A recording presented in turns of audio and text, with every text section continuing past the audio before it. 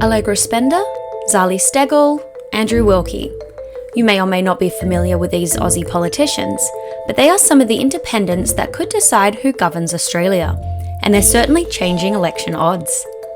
In the 2022 federal election, 10 independents were voted in, the greatest number since the federal government was established, and they continue to mount the pressure on both sides of Parliament.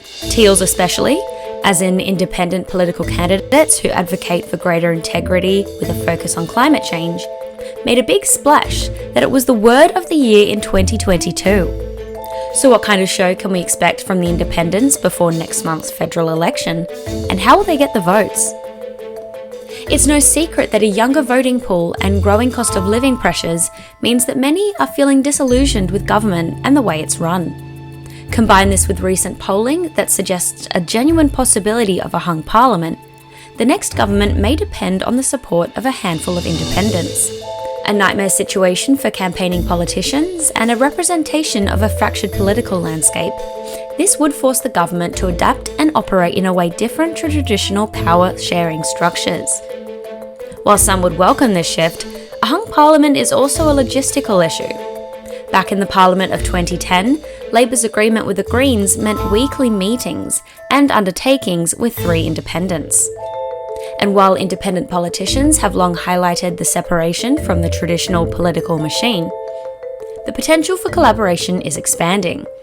Without a majority government, independents have the chance to negotiate with a minority government for their support. And they're not just for the left-leaning.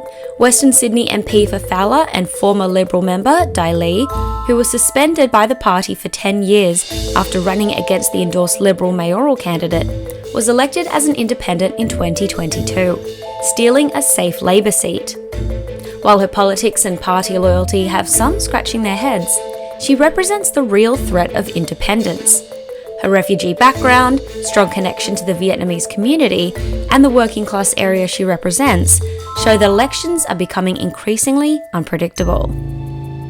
The major political parties are just obsessed with their political self-interest, with little awareness or concern for the public interest. That's why their vote is going down, and that's why the vote for independence is going up, according to independent Andrew Wilkie, and the numbers are on his side. Bradfield, a historically Liberal seat in Sydney's Lower North Shore, may be in for a big shock next month by way of independent Nicolette Buller, who is slowly but surely gaining traction in the area. In 2022, the sitting member Paul Fletcher suffered a 15.28% primary swing vote against him, the largest of first preferences in the country. While he held on against Buller at 54% with two-party preferred vote, it has been predicted that the seat is the most likely to fall to a Teal independent in the 2025 election. No one is safe and nothing is sure, but at least we know the election is set for the 3rd of May.